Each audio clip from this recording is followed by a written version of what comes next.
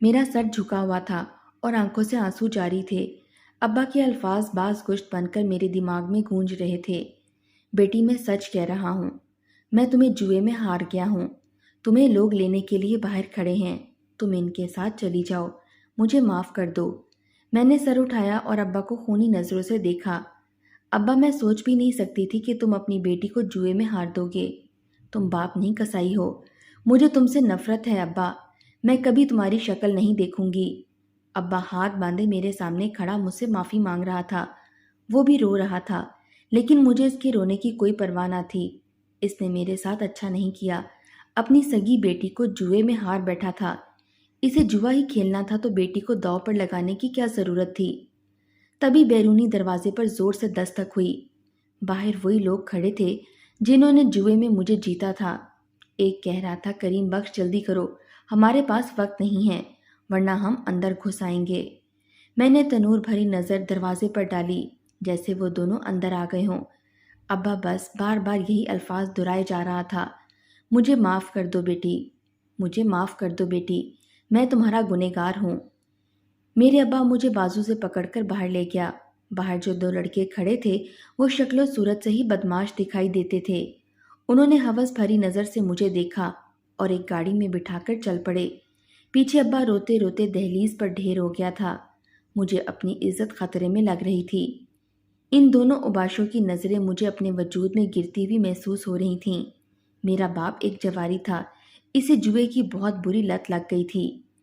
جوئے کی وجہ سے وہ گھر کا آدھا سامان بیچ چکا تھا، جو بچا تھا وہ بھی بیچنے کا ارادہ رکھتا تھا، لیکن سامان بیچنے کی بجائے اپنی بیٹی کو جوئے میں ہار گیا تھا۔ میری اماں ابا کی اس عادت کو دل سے لگا کر فوت ہو چکی تھی۔ میں بابا کی اکلوتی بیٹی تھی۔ دونوں لڑکے مجھے کوٹھے پر لے گئے اور کوٹھے کی نائکا کو فروخت کر دیا۔ وہ پیسے لے کر خوشی خوشی چلے گئے تو نائکا نے ایک لڑکے کو بلایا، اسے لڑکیوں والے کمرے میں لے جاؤ، آج سے یہ یہیں رہے گی۔ نائکا بڑی خوفناک شکل کی عورت تھی، بھینس کی طرح پلی ہوئی، چہرہ میک اپ سے بھرا ہوا تھا۔ میں ڈرتی ڈرتی اس لڑکے کے ساتھ ایک کمرے میں گئی۔ وہاں بہت سی لڑکیاں موجود تھیں جو سپاہ نظروں سے مجھے دیکھ رہی تھیں۔ میں ایک چارپائی پر بیٹھ گئی اور سسکنے لگی۔ لڑکیاں مجھے عجیب سی نظروں سے دیکھ رہی تھیں۔ ان کی نظروں میں میرے لیے طرز کی ایک لمک بھی نہ تھی۔ شاید ایک لڑکی کو مجھ پر ترس آ گیا تھا۔ وہ اٹھ کر میرے پاس آئی اور کہنے لگی، بہن، یہاں جو بھی لڑکی آتی ہے اس کا رونا فضول ہے، اس لیے تم بھی نہ رو اور صبر سے کام لو۔ اس کی بات درست تھی، لیکن میں کیا کرتی؟ میرا دل چاہ رہا تھا کہ میں اتنا روں کہ روتے روتے میرا دم نکل جائے۔ میرے باپ نے مجھے جوئے میں ہار دیا تھا۔ کیسا باپ تھا جسے اپنی بیٹی پر ذرا بھی ترس نہ آیا تھا؟ مجھے معلوم تھا کہ کوٹھوں پہ مجرموں کے علاوہ جسم فروشی کا کام بھی ہوتا ہے۔ وہاں جتنی بھی لڑکیاں تھیں سب جسم فروشی کرتی تھیں۔ کچھ ہی دیر ہوئی تو ایک لڑکا آیا اور میری تصویر بنا کر چلا گیا۔ میں نے لڑکی سے پوچھا کہ لڑکے نے میری تصویر کیوں بنائی ہے، تو کہنے لگا، گاہک آئیں گے تو نائکا انہیں سب لڑکیوں کی تصویریں دکھائے گی، جس کو جو لڑکی پسند آئے گی وہ اسی کے ساتھ رات گزارے گی۔ یہ سن کر تو میری روح لرز اٹھی۔ جسم فروشی کے تصور سے ہی مجھے گھن آنے لگی۔ رات ہوئی تو لڑکا کمرے میں آیا اور ایک لڑکی کا نام پکارا، رخشندہ آ جاؤ۔ رخشندہ نامی لڑکی اس کے ساتھ چلی گئی اور میں تھر تھر کانپتی رہ گئی۔ مجھے ڈر تھا کہ ابھی وہ دوبارہ آئے گا اور نام پکارے گا۔ ہو سکتا ہے اس بار وہ میرا نام پکارے۔ میں اللہ سے دل ہی دل میں دعا مانگ رہی تھی کہ میری باری نہ آئے۔ تھوڑی تھوڑی دیر کے بعد وہ آتا اور نام پکارتا، مطلوبہ لڑکی اس کے ساتھ روانہ ہو جاتی۔ اسی طرح باری باری ساری لڑکیاں کمرے سے چلی گئیں اور آخر میں بچ گئی۔ میں سمجھ گئی تھی کہ اب آخری گاہک آئے گا تو وہ مجھے لے جائے گا۔ اسی خیال سے ہی میں کانپتی رہی۔ کسی غیر مرد کے چھونے کے تصور سے ہی میری روح فنا ہو جاتی تھی۔ ساری رات گزر گئی لیکن میرے لیے گاہک نہ آیا۔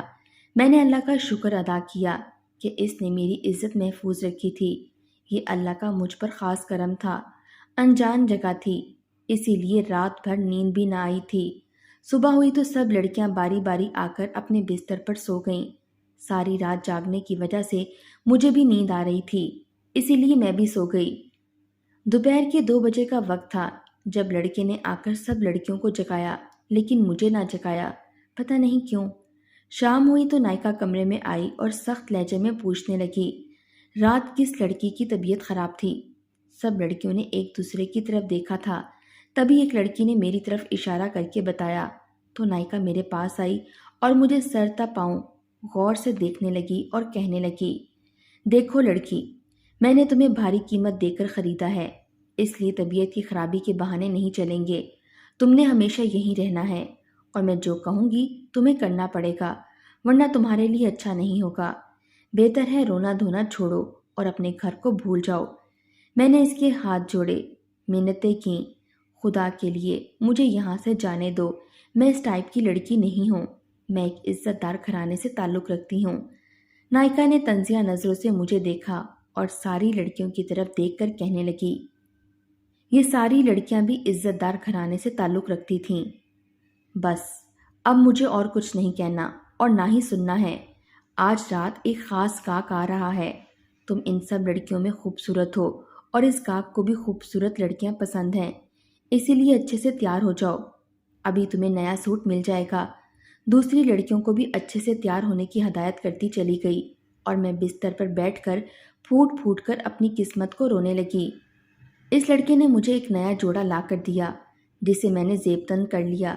मैं तैयार नहीं होना चाहती थी, लेकिन एक लड़की ने बताया जो लड़की नायिका की बात नहीं मानती, इसे वो कूड़े मारती है।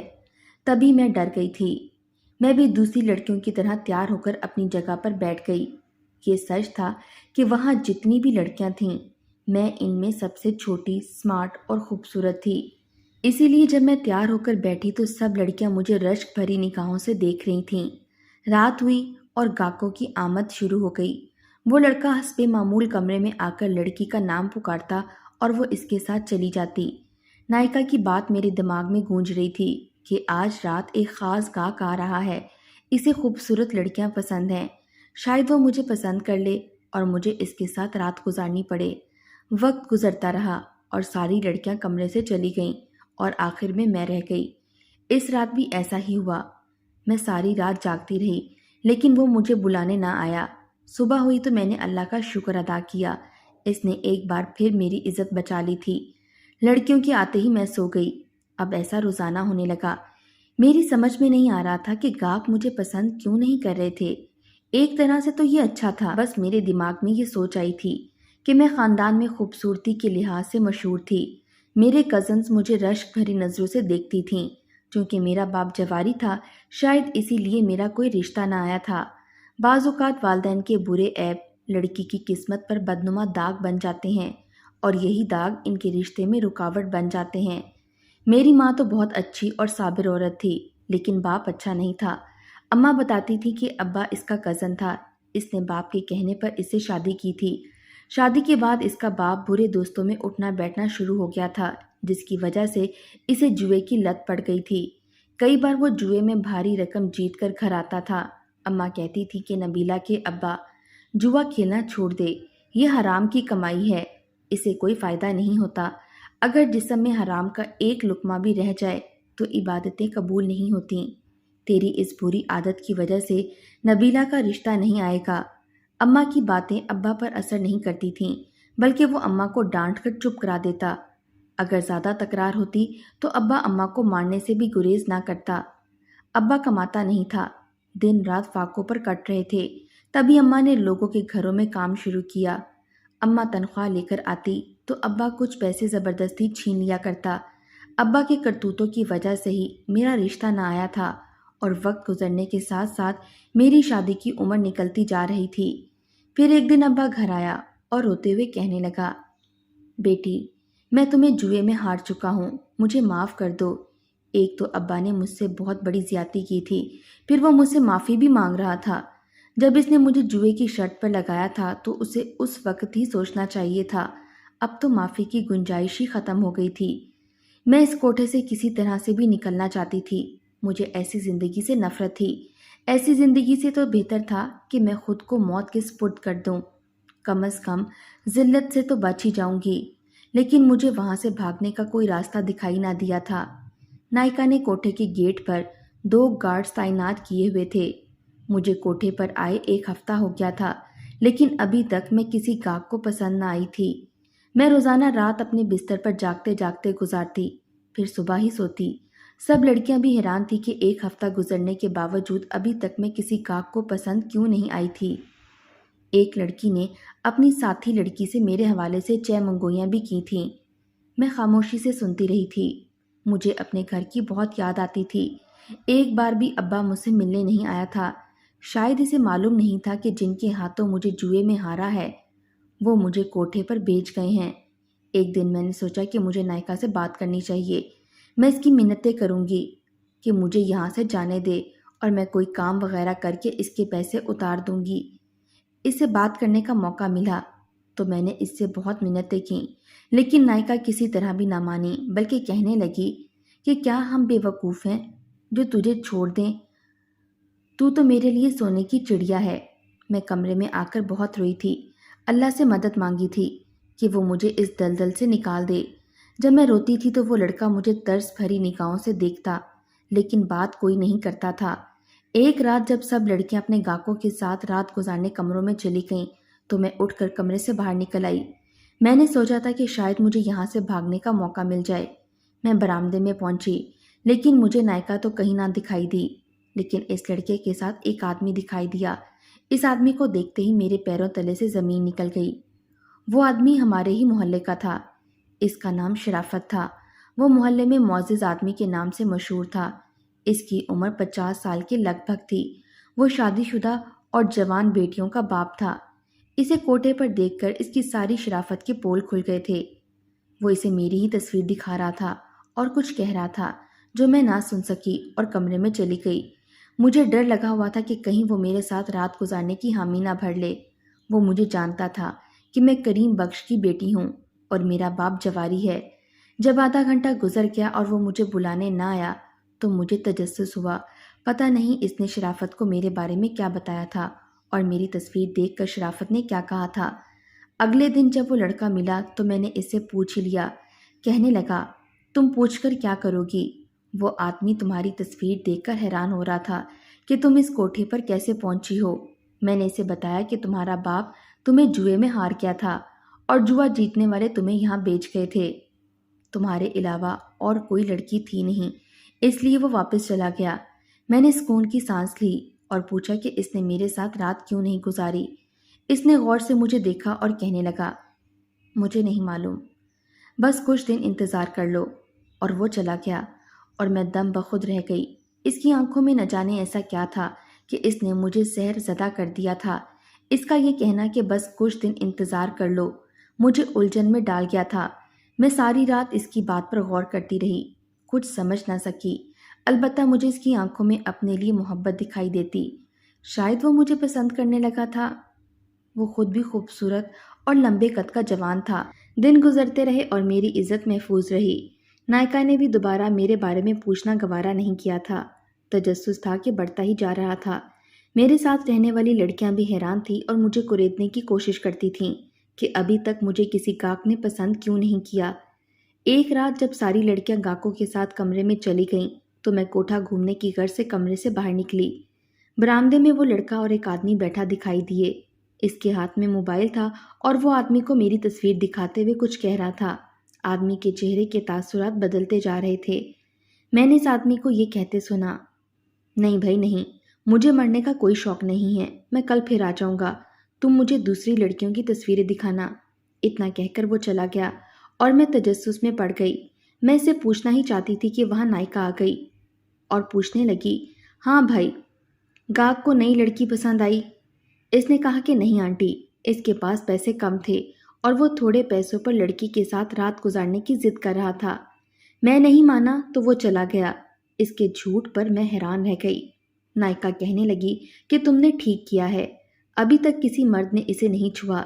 میں اسے کسی امیر آدمی کو پیش کروں گی، اس کے ساتھ رات گزارنے کے ڈھیر سارے پیسے لوں گی۔ نائکا کی بات سن کر میرا دل کیا کہ میں اس پہ جھپٹ پڑوں اور اس کا گلا دبا دوں، لیکن میں اپنے ارادے کو عملی جامہ نہ پہنا سکی اور کمرے میں لوٹ گئی۔ اس لڑکے سے بات کرنے کے لیے بےتاب تھی کہ اس نے گاہک سے کیا کہا تھا کہ اس نے میرے ساتھ رات گزارنے کا ارادہ بدل لیا۔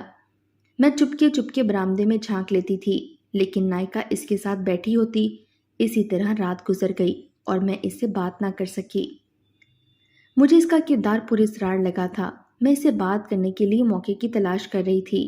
مجھے اس کمرے سے کسی اور کمرے میں جانے کی اجازت نہ تھی، اس لیے کافی دنوں سے میں نے آسمان کی شکل بھی نہ دیکھی۔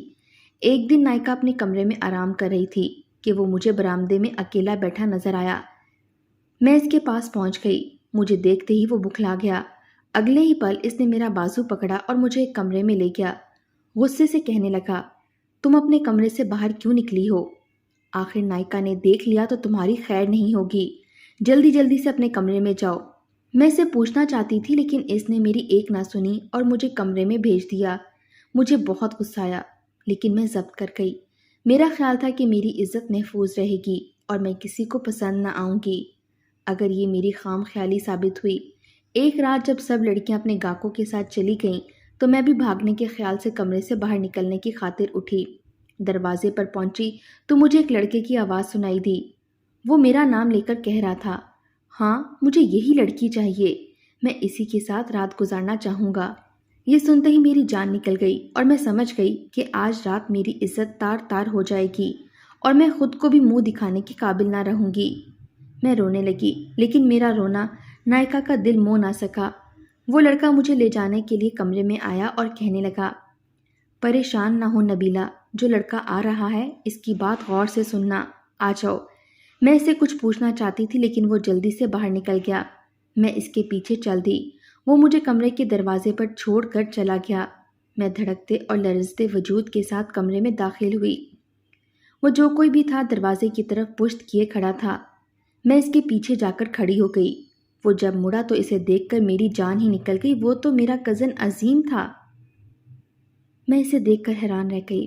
میرے منہ سے بے ساختہ نکلا، عظیم تم؟ عظیم میرے ماموں کا بیٹا تھا۔ مسکرایا اور مجھے بستر پر بٹھانے کے بعد خود بھی بیٹھ گیا اور کہنے لگا، میری اس لڑکے سے بات ہو گئی ہے، نائکا سو جائے پھر وہ ہمیں اس کوٹھے سے باہر نکالے گا۔ میں گم سم کی کیفیت میں مبتلا ہو کر اسے دیکھتی رہ گئی۔ میری سمجھ میں کچھ نہیں آ رہا تھا۔ میں پوچھنا چاہتی تھی مگر اس نے ہونٹوں پر انگلی رکھ کر مجھے خاموش رہنے کا اشارہ کیا اور کہا کہ پہلے ہم یہاں سے نکل چلیں، پھر میں تمہیں پوری بات بتاؤں گا۔ کوٹھے سے نکلنے کے تصور سے میری روح سرشار ہو گئی تھی۔ تقریباً 1 گھنٹے کے بعد وہ کمرے میں آیا اور ہمیں باہر آنے کا کہا۔ ہم اس کے پیچھے کمرے سے باہر نکل آئے۔ اس نے بتایا کہ نائکا سو گئی ہے، ایک گارڈ واش روم میں ہے اور دوسرے کو میں باتوں میں لگاتا ہوں۔ تم نبیلہ کو لے کر یہاں سے نکل جاؤ۔ ہم نے ایسا ہی کیا۔ گیٹ پر ایک گارڈ موجود تھا اور اس نے اسے باتوں میں لگایا اور میں عظیم کے ساتھ نکل گئی۔ وہ سیدھا مجھے اپنے دوست کے فلیٹ پر لے گیا۔ میں بہت خوش تھی۔ مجھے یوں لگ رہا تھا جیسے مجھے نئی آزادی ملی ہو۔ میں ساری بات جاننے کے لیے بے چین تھی۔ تبھی عظیم نے تفصیل بتانا شروع کی۔ میں کسی کام سے تمہارے گھر گیا تھا۔ پھپھا جان کی طبیعت بہت خراب تھی۔ میں انہیں ہسپتال لے گیا۔ جب ان کی طبیعت سنبھلی تو انہوں نے رونا شروع کیا۔ میرے اکسانے پر انہوں نے بتایا کہ وہ تمہیں جوئے میں ہار چکے ہیں اور دونوں لڑکوں نے تمہیں کوٹھے پر بھیج دیا ہے۔ مجھے افسوس بہت ہوا۔ نبیلہ، میں تم سے بچپن سے ہی محبت کرتا تھا اور تمہیں اپنانا چاہتا تھا، لیکن اماں نہیں مان رہی تھی۔ اماں کہتی تھی کہ نبیلہ کباب جواری ہے، لوگ کیا کہیں گے، تم کسی اور لڑکی کو پسند کرو۔ لیکن میں نے اماں سے صاف صاف کہہ دیا کہ اگر میری شادی نبیلہ سے نہیں ہو سکتی تو پھر کسی سے نہیں ہوگی۔ بہرحال پھپھا کے بتانے پر میں فوراً کوٹھے پر پہنچ گیا۔ وہ لڑکا میرے جاننے والا نکلا تھا، وہاں نوکری کرتا ہے۔ میں نے اس کو تمہاری تصویر دکھائی اور اس سے مدد کی درخواست کی تو اس نے وعدہ کر لیا۔ عیاش پرست لوگ جب تمہارے ساتھ رات گزارنے کی خاطر کوٹھے پر جاتے تو وہ انہیں کہتا کہ تم اس لڑکی کے ساتھ رات مت گزارو، اس لڑکی کو ایڈز ہے اور یہ زندگی کے دن گزار رہی ہے۔ اگر تمہیں ایڈز ہو گئی تو تم بھی مر جاؤ گے، اسی لیے تمہارے ساتھ کوئی بھی رات گزارنے پر راضی نہ ہوتا۔ ہم موقع کی تلاش میں تھے، تمہیں کوٹھے سے نکالنا بہت مشکل تھا، لیکن میں نے ہمت نہیں ہاری۔ آج ہمیں موقع مل گیا تو اس نے مجھے فون کیا۔ اس نے نائکا کی چائے میں نشے کی دوا ملا دی تھی۔ اب وہ صبح سے پہلے ہوش میں نہیں آئے گی۔ گارڈ کا مسئلہ تھا تو ایک گارڈ اتفاق سے واش روم گیا ہوا تھا، دوسرے کو اس نے باتوں میں لگا دیا تھا۔ اب تمہارے بھاگنے کا الزام اس پر نہیں آئے گا۔ میں تمہیں صبح گھر لے جاؤں گا اور ہم دونوں سادگی سے شادی کریں گے۔ کیا تم مجھ سے شادی کرنا چاہو گی؟ عظیم کی باتیں سن کر میرے اندر سکون کی لہر دوڑ گئی تھی۔ میں نے اللہ کا شکر ادا کیا تھا۔ ساری بات میری سمجھ میں آ گئی تھی کہ میری عزت اگر محفوظ رہی تو عظیم اور اس کی وجہ سے۔ اس کا صلہ تو میں اس کو نہیں دے سکتی تھی، لیکن اس کا اجر اللہ پاک اسے ضرور دے گا۔ صبح ہوتے ہی میں عظیم کے ساتھ ماموں کے گھر پہنچ گئی اور عظیم نے سب کچھ اپنی ماں کو بتایا۔ میری ممانی بھی ہماری شادی پر راضی ہو گئی اور اسی شام ہی ہمارا سادگی سے نکاح ہو گیا۔ ہمارے نکاح میں میرے باپ نے بھی شرکت کی تھی۔ وہ بہت شرمندہ تھا اور بار بار مجھ سے معافیاں مانگ رہا تھا۔ آخر میں نے ابا کو معاف کر دیا اور عظیم کے سنگ زندگی گزارنے لگی۔